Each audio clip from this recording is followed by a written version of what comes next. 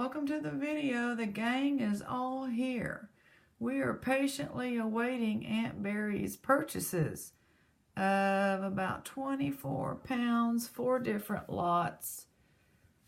And I just checked and they are scheduled to be delivered by the end of the day, Friday, if you can believe that.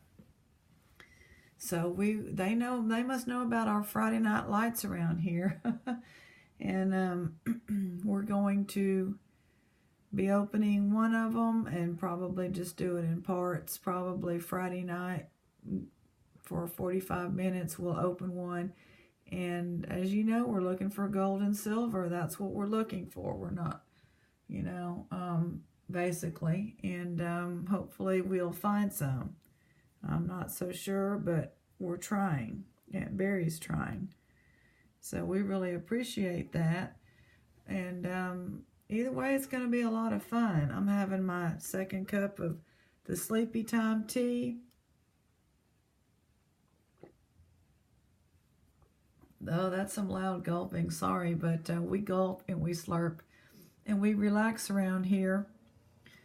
I've been reading a book. It's an older book by Norman Vincent Peale from the 70s about enthusiasm.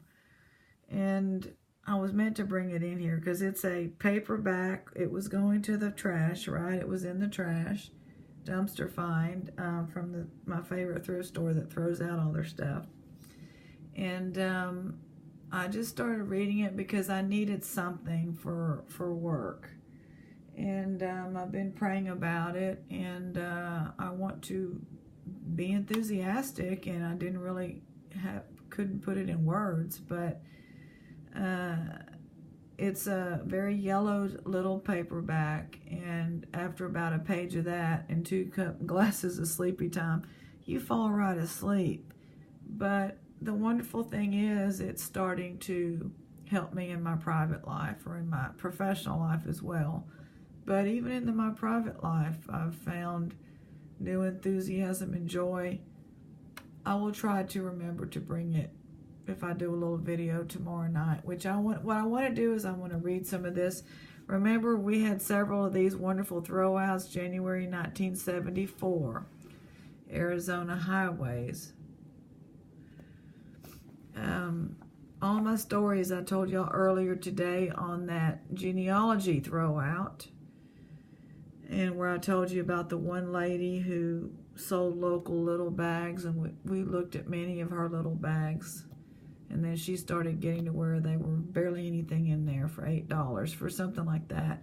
So, with what Aunt Barry purchased, it sounds like a lot, but when I think about that, I used to buy those, and then I would go out halfway to the next town and buy that lady's little bags for $5 each. I mean, I racked up $30, $40, and about the only thing good in there was a James Avery once in a while, which was very good, and then the $70 at the recent thrift store, and we got these 3 things out of it, so it wasn't completely without treasures. I'm just hoping they're on a, well, actually 4. We got those 4 things out of it.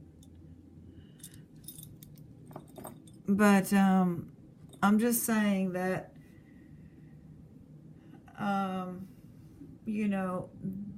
the money for the shop Goodwill is not, I'm not spending that and then doubling down finding stuff here. Now, if I would find stuff here, okay, but I've made a decision not to keep wasting money on those 2 places. Still open-minded about the John's, where John works. Hopefully they'll just get a different person doing those baggies, because they were really good. They were fun. But the other 2, I'm off on a tangent. The lady has quit doing it. Her health, she's in her 80s, so one of the local sources is over. And I had already decided to quit going there because it wasn't worth it anymore. All right, January 1974. Look at this beautiful picture. Now, I am on the iPad, and I can't move it. I'm just going to move things like this. So we'll do the best we can, won't we?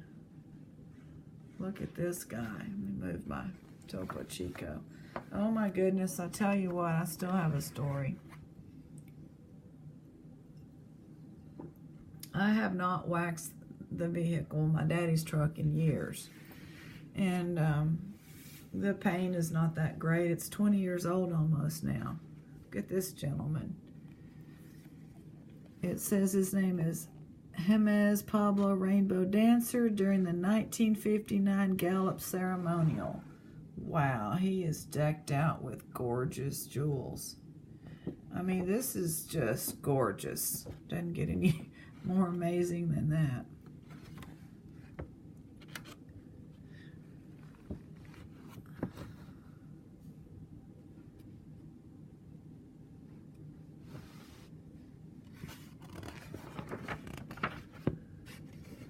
A good stone and shore. Ooh, I'm already liking this. So I'll finish the story. I had a little list, and I went to Walmart, which I won't get into it, but it just doesn't feel the same as many of you have experienced going into Walmart. That it never was a relaxing place just because it's so busy, but now, you know, it's just and some dude started, you know, burned our Walmart a few months ago, and it started, I feel like it started the people spitting in the ice cream. I mean, all of a sudden Walmart was the target after this idiot who wanted to go to jail because he had just gotten out of jail. He wanted to go back to jail. I don't think I told y'all about it. He went in there in the middle of the night because it's open, it's a super center, and he lit up the underwear aisle. He must have had gas. Anyway, it was flames going up from some of the footage I've seen. And then, of course, the sprinklers came on, and nobody got hurt. And he wasn't trying to hurt anybody. That's why he did it late, and he was just trying to go back to jail. But they shut our Walmart down for like 4 or 5 days, which is unheard of, as y'all know. And the pharmacy, everybody was down. They had to get rid of everything because the water came on, you know. And then they had this team in there. As they slowly started opening up certain areas, this amazing team, they were all wearing vests in the same color, and, you know, they had their little cars. I don't know, it was just like this organized crew where they come in and put the store back together. Not our crew, but another crew coming in to help. And it was amazing. But that was before this disaster, obviously, in El Paso. But that guy set it on fire, and then after that, it seemed like stuff started happening. And the ice cream liquors were just 30 minutes away over there in another little East Texas town. Crazy people. I mean, these people don't have enough time on their hands. I mean, don't have enough work to do.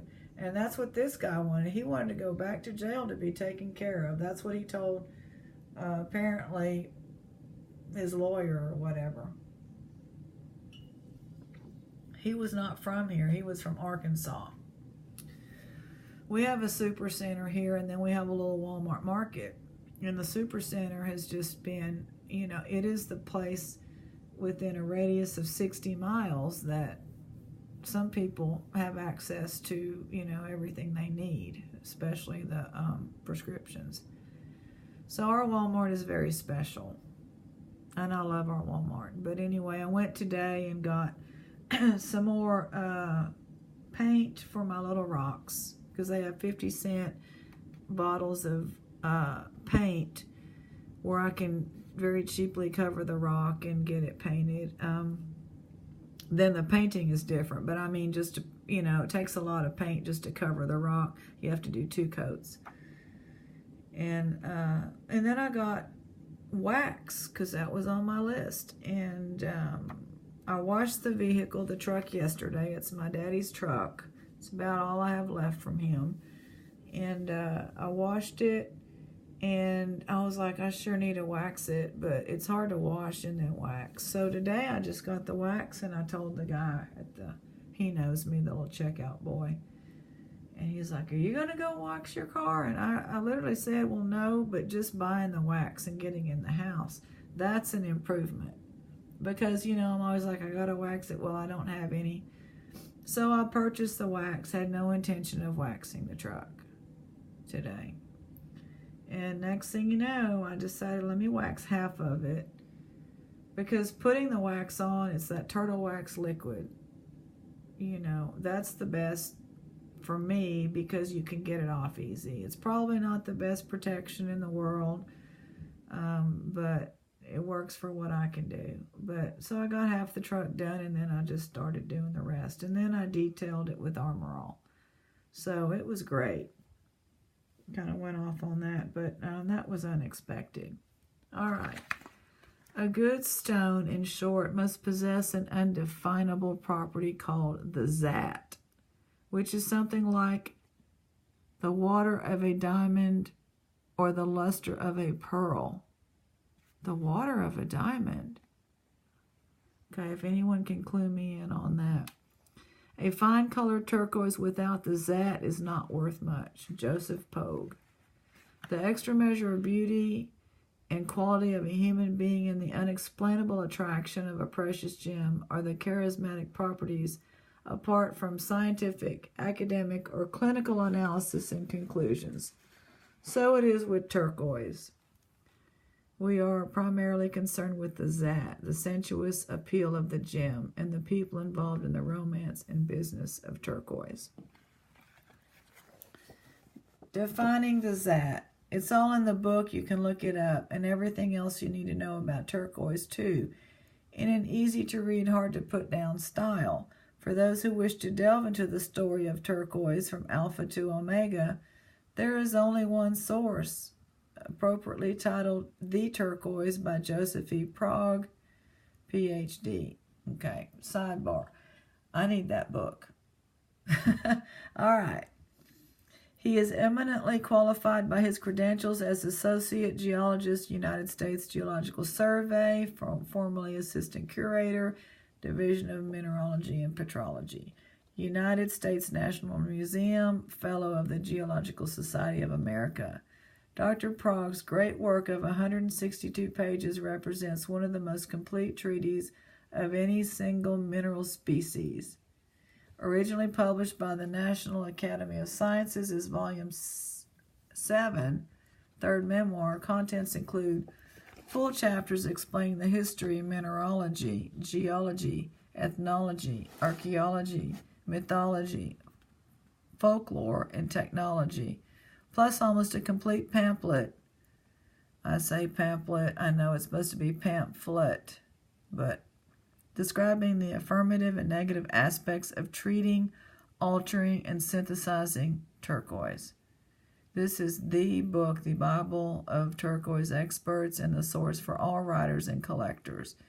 This important work was out of print for many years. In 1972, the Rio Grande Press Incorporated of Glorieta, New Mexico, published a reprint of the entire Pogue memoir with an introduction by Rex Aerosmith of Santa Fe, New Mexico, a geologist, collector, and trader of high standing. 16 new color plates were added to the 23 original, as was a list of turquoise mines in the United States and other important references. The book, in its attractive red, white, and turquoise hardcover, is available from most book dealers for $15. Well, I'm going to have to look that book up.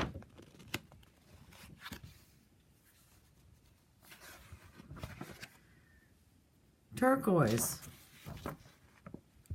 The temple I frequent is high, a turquoise vaulted dome, the sky that spans the world of majesty. Omar Khayyam. Turquoise, the gem of heavenly blue. Kimlochi in the Hopi village of Shipilovi, 1898. Photo from the collection of William Webb. There she is, a late 1800s picture. So we're going to read this. It's not too long, I don't think. It was not too long ago that Wall Street Journal printed something about diamonds and turquoise being the two best investments one might make. This earth-shaking prognostication caused a tide that sent waves of turquoise and Indian jewelry into inlets and outlets previously marked hazardous on maps of merchandising pilot houses. Jewelry buyers and fashion coordinators of the nation's best department stores and specialty shops came to the Southwest, while traders of Indian jewelry traveled in 8 directions, filling the display cases of merchants eager to cash in on the new high-fashion look of Indian jewelry. The fashion plate pages of Harper's Bazaar and Vogue featured the turquoise and Indian look. Concho belts were worn low and lazy on swinging hips of slim-waisted television and movie personalities, often complemented by flamboyant, massive squash blossom necklaces. So now, what's new? Nothing is new, really, only the show business exposure, which, praise be to God, in the Wall Street Journal, awakened the dying turquoise industry, opened the vaults of dead pawn, and dusted off hidden hoards of high-graded turquoise. Old mining claims were probed and new veins opened. On the reservations, Indian silversmiths stepped up production. Okay, now y'all, we're 1975 here in this magazine. And scores of non-Indians joined the arts and crafts renaissance. Meanwhile, in Boston, Massachusetts, Mrs. Percy Emerson Longfellow, after reading the journal article, telephoned a dealer in Scottsdale, Arizona, where she occasionally spends the winter, and asked him to send her several pieces of Indian jewelry, turquoise preferred, unadorned with gold or silver. Well, yeah, isn't that what we want? Turquoise and gold, or turquoise and silver. That's it. Doesn't need to be anything else on there. The following week, Mrs. Longfellow received a single necklace of Lone Mountain spiderweb turquoise nuggets on 3-strand bead and chunk top-grade Morenci turquoise, and a 3-piece ensemble of extra-fine Bisbee blue setting gold, squash blossom necklace, bracelet, and ring to match. After spending a complete morning of evaluation, Mrs. Longfellow decided to keep the consignment, convinced that she had in her possession the start of a very fine turquoise collection. Her mirror could not deny the sensuous appeal of fine jewelry. Any woman who wore a fine turquoise necklace, especially the multi-strand beads or nugget specimens, remembers the compliments and attention which diamonds and pearls do not always command. Wow. Turquoise adorns with authority. Yeah, that's true. Once one has known the satisfaction reflected by fine adornment, one cannot be happy until he can afford the ultimate luxury of a truly fine specimen. When Mrs. Longfellow sent her dealer a check, where are we at? For $18,200 plus, she did not realize what a better than diamonds investment she had made. $12,000 turquoise and gold ensemble, 3-strand Morenci bead and chunk, Lone Mountain nuggets, $18,200. On a recent trip to the Santa Fe to the Southwest, Mrs. Longfellow was offered $18,000 for the gold and turquoise alone. Mrs. Longfellow's favorite dealer has since added several exceptional pieces to her collection. Continued on page 44. Okay. Well, it's going to be another page, but that's what we're doing. We're reading. Here and now is a good place for the reader to ask, how can one tell good turquoise and how much it is worth? The answer to the first part of the question is simply trust the dealer to show you good turquoise. Go to more than one before making a final selection. The answer to the second part is not simple. For example, a gift and curio shops throughout the Southwest, one can select a silver ring with a fair-sized piece of turquoise of good color from $30 to $60 at shops operated by chain concierge. The same basic design will appear at several locations. On the other hand, the discerning buyer who seeks a one-of-a-kind Loloma or Monangai ring with the top-grade cut of turquoise will make comparisons from selections priced $200 to $2,000. As a rule, these pieces are available only from the long-established better dealers who, by reason of contact experience and ready cash, compete with one another for top-quality works. Dealers trade with one another, increasing the value of a piece every time it changes owners. Sometimes dealers fall in love with fine specimens and will not part with them at any price. One's enchantment or disenchantment with turquoise depends in the main not upon the turquoise, but upon the quality of the people involved in the final transaction, the seller and the buyer. It is not asking too much to give your dealer in turquoise a greater measure of faith and confidence than you hold for your doctor, lawyer, or clergyman. The truth is that unlike those who live and prescribe by the books, our merchants dealing with non-essential items of luxury demand a measure of honesty and knowledge one cannot glean from books or curriculums. Only through exposure, experience, and personal contacts can the successful merchant tell by sight and touch the quality and appeal of turquoise and relate it to his clientele. The old saying, if you seek the wealth of the Indies, you must bring the wealth of the Indies with you, is especially applicable to the seeker of fine turquoise. There are no over-the-counter bargains in top-quality turquoise. Any dealer worth your respect knows the worth of his merchandise, and he knows the value of your patronage. Beware of the under-the-counter operator who gives you one reason to doubt his integrity or yours. Reputable dealers will furnish authentication for whatever representation distinguishes the article. For example, the staff at the jewel box are instructed to deliver in writing at the customer's request information pertinent to the materials, name of the artist, history of the piece, and appraisal for insurance. Owner Maury Riskind is an honest merchant. He admits he cannot tell from sight and touch whether certain pieces of turquoise have been treated. I buy from my people in good faith, and I sell in good faith.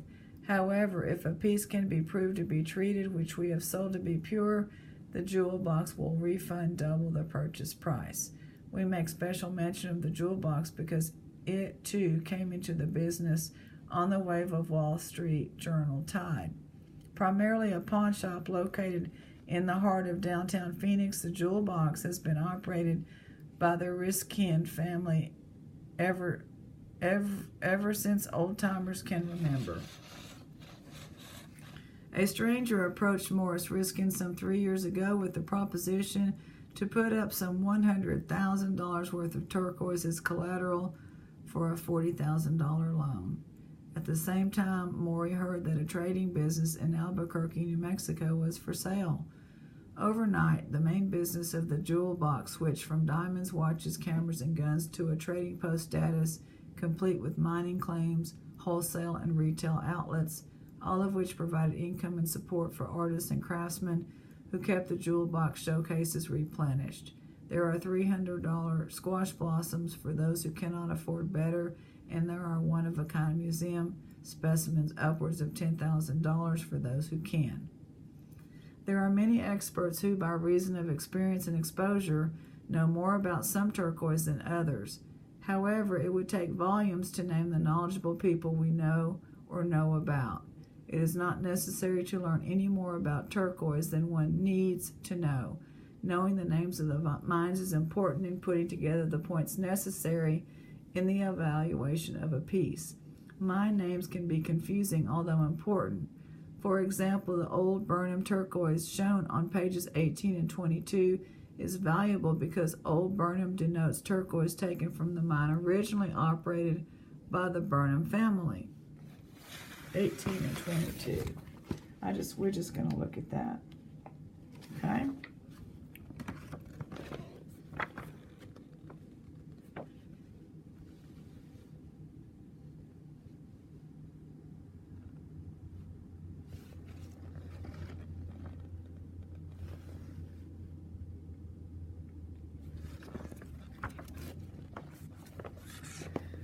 The same mine is also known as Dry Creek Mine and the Godber Mine, which produces what is commonly referred to as Burnham. All three claims comprising the property produce a medium to dark blue high-quality spider web. The old Burnham denotes a superfine grade of turquoise from the Lander County, Bullion District, Nevada. One of the two most exciting new mines in the world is the new Landers Blue, already commanding premium prices from leading dealers.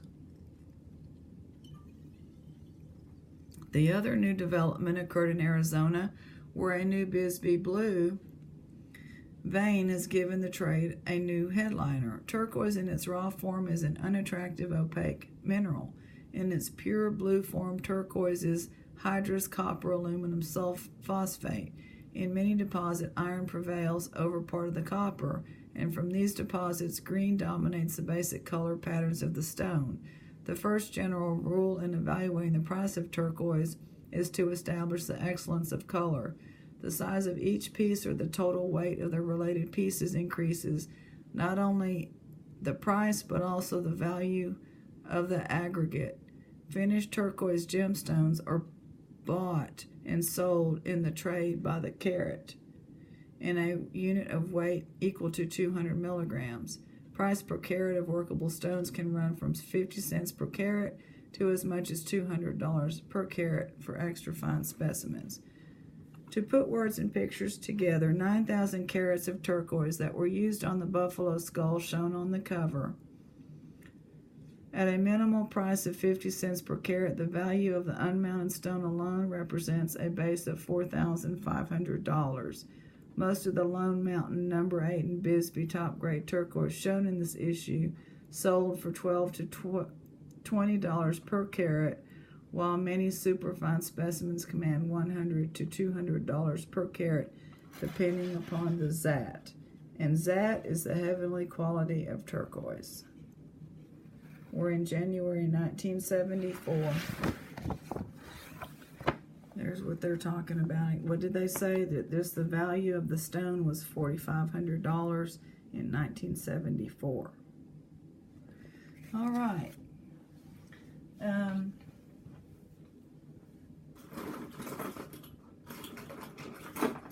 I wanted to see if I could find, there it is.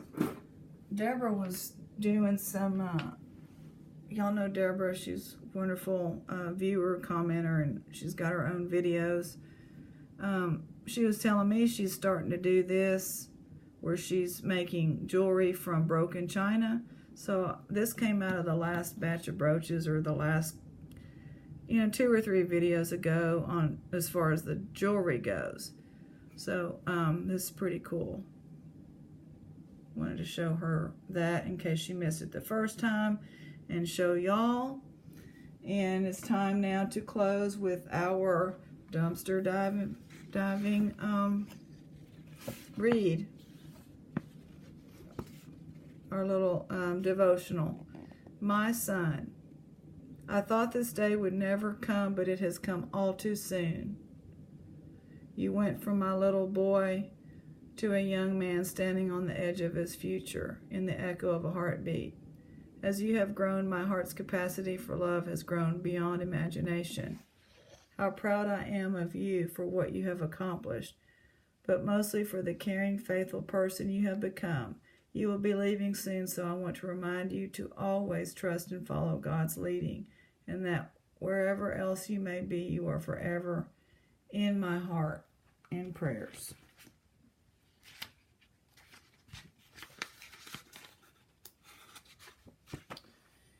And then we'll just do one of these, which was also a nice little save from the dumpster. In closing, for through him we both have access by one Spirit unto the Father, in whom we have boldness and access with confidence by the faith of him. Ephesians. All right, that's our little reading today, and we will talk to y'all tomorrow. Hopefully everybody has a wonderful Thursday. I'm looking forward to getting back to an official day at work, and it's just going to be kind of getting my little area cleaned up and all, and getting organized. It's not going to be a typical day. And that's it. See y'all tomorrow night, and Alone is on tomorrow night as well.